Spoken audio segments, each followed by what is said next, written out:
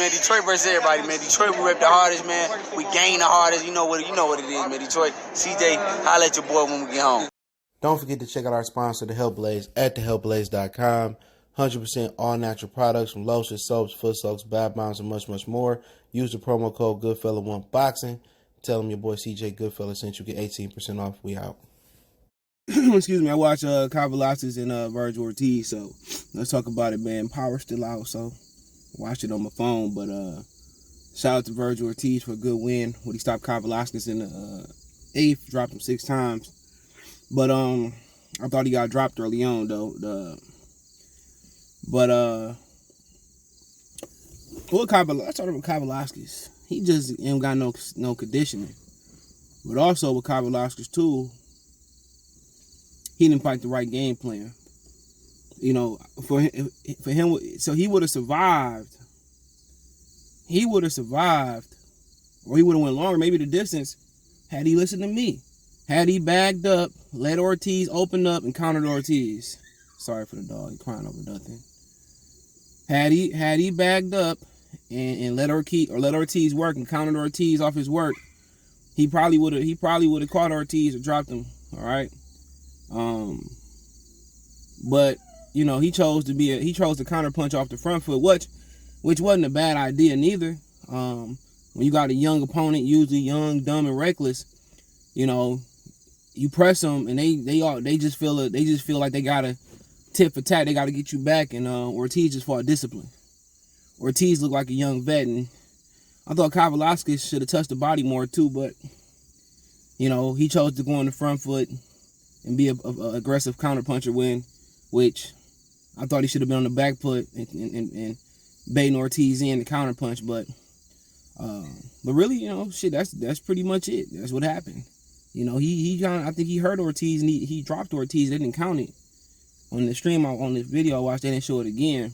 But I think Kavaliauskas do an uppercut, and that's gonna split. That's gonna, anytime you got a fighter in the high guard, you know, uppercut or working up and down or throwing combinations is how you you know, use the angles, how you work the high guard. But you know, Kavaliauskas' talent point is like a stamina. You know, it limits him. He's a limited fighter from that standpoint. I felt that he should have. Man, this nigga is retarded, bro. Anybody that walked by, he retarded, bro. I'm about to put him in the house.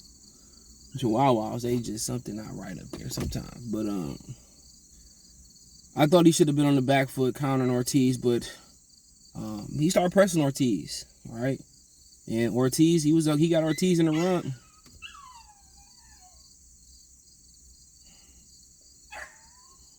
Y'all hear the Chihuahua? I'll be right back. I'm about to go put his ass up.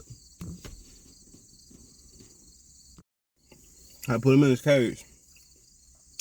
Your other boy, he don't bark that much. Mine don't bark that much, but my girlfriend left these in the bag last night. Bitch is good. She ate my damn Welch's Fruity Snacks, bro. But people wondering, like, well, fuck y'all at? Well, I stayed at the house with the dogs overnight. She had her niece's house. So I stayed with the dogs, and I'm about to leave in a minute. I'm even done cutting these videos so I can upload them. But which one got power, but with Kavaliauskas, well, I love how with Ortiz, he showed a lot of maturity last night. He got good hand speed. He showed good patience. He didn't walk into a trap. He did exactly, his dad gave him great advice. Or I know Robert Garcia, he was in wherever they did the fight yesterday with the ESPN card, which I didn't see it. But you know, whatever the advice was, stay behind the jab, box. It worked. You know, people would think that he got hit with something he didn't like. No, we fighting the counterpuncher, like Sergio said. Let's go back to fundamentals and basics, all right, till you figure them out. And that's what he did. He just stick the jab, use, you know, walk, use the ring so that he can box in, cut off the ring. And when he dropped Kavaliauskas, it was that they was talking about it was a jab. That shit was a short left hook, bro. That was a short left hook. I think Chris Minix or whoever else, I think Brian Kenny corrected Sergio Garcia, whoever the fuck it was. It was a short hook. Short left hook. And then he dropped Kavaliauskas with a couple hooks, I think, in the final round. So the left hook was there for Vergil Ortiz. I think when he watched his tape, he could have got the dude out of there faster. And really, I just thought he should have went to the body a little bit more, but he did pretty much everything he was supposed to do. I mean, you know, he got hit. Most of these fighters today, you got champions who really ain't never got hit by nobody like Kavaliauskas. So he showed that he got a chin. He showed he durable. He showed, you know, I think his defense, you know, it is what it is. People gonna say it's underrated, but this nigga crying. Now he gotta go in the cage, but I ain't gonna put him in. But yeah, his defense was pretty good last night, you know. Kavaliauskas had some success coming over the top, but when you an offensive fighter, you gonna get hit. People got this notion that great defensive fighters don't get hit. Pernell got dropped a couple of times. Floyd, we know Shane almost dropped him. Zab technically dropped him. It happens, you know. It happens. I mean, you know. But Ortiz showed that he the man. Great power. He got great power now. He got great left hook. He can loop it. He can throw it short. Got great body punching. Great jab. Great hand speed. I mean, Kavaliauskas was good. This is the type of fights that earn you world title fights. This is how you move a fighter. You put him in there with a Kavaliauskas, and now you sit at the table determine, you know, do we need a Custio Clayton? Do we need another Kavaliauskas? I mean, we know he can take a punch now, so, and then he can make the judgment not to get hit with that punch again. So, I mean, you know, for him, it's really like another Kavaliauskas, Custio Clayton. I mean, it's a lot of options out there. They don't have to go the WBO route. They can go the IBF route. They can go the WBC route. I mean, Thurman, Sean Porter. You know, honestly, I think Vergil Ortiz get them dudes out of there. I think he's ready for a title shot. You know, but I think he's ready for a title shot. But Kavaliauskas, you know, where you go here? I heard Joshua Greer lost last night. Them motherfuckers both in the same boat. I love Greer. I like Kavaliauskas. And you know, for me to learn somebody's name, you got to be a good fighter. Ingus Kavaliauskas, when he showed Hart versus Bud, I had to learn his name. When he showed out versus Bud, I had to learn his name, bro. So I learned his name, Ingus Kavaliauskas. I think next for him, man, is if he's not gonna work on condition, he's just gonna be a stepping stone. He's just gonna be a journeyman. So if he work on condition, you know, I think if he focus a little bit less on his muscle mass and kind of cut the muscle mass a little bit, and start doing a little bit more cardio, a little bit more long distance, a little bit more short distance. What I mean by short sprints, I think I don't know what his conditioning plan is. Sometimes it's just genetic, but he got to push himself. If he come back a better, a better conditioned fighter. Yeah, I think he can challenge for a world champion because you got Jerron Ennis, you still got Conor Ben coming up. I mean, I think he could eventually challenge for another world championship, but I mean that depends on his conditioning. I don't think he's moving up.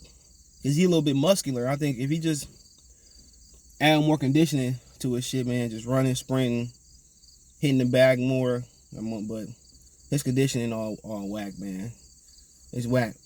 But a great performance by him last night, man, to be honest. Came up short. I think I predicted 9. I think I was 9. But great fight last night. I think Ortiz ready for a title, man. And I'll talk about that later. But yeah, he ready for a title. Fuck it. Let's put him in there. Ain't no point of waiting. I think he beat Sean Porter. I think he beat Keith Thurman. Who else you got out there?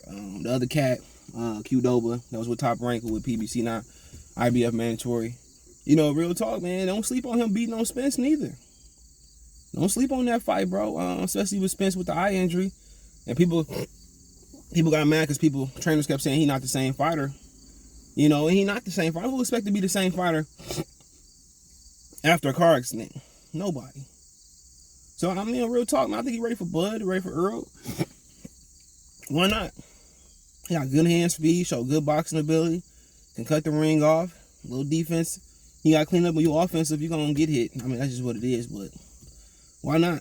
You know, it's always a fear that, you know, it could be a Fernando Vargas situation where he get abused too early where he'll never be the same fighter, but why the fuck not? All right, let's do it. But great performance by him last night.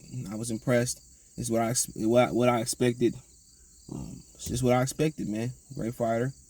Tip my hat to him. 8th round stoppage. Beautiful. But hey, let me know what you guys think. Thumbs up the video, share the video, subscribe to the channel.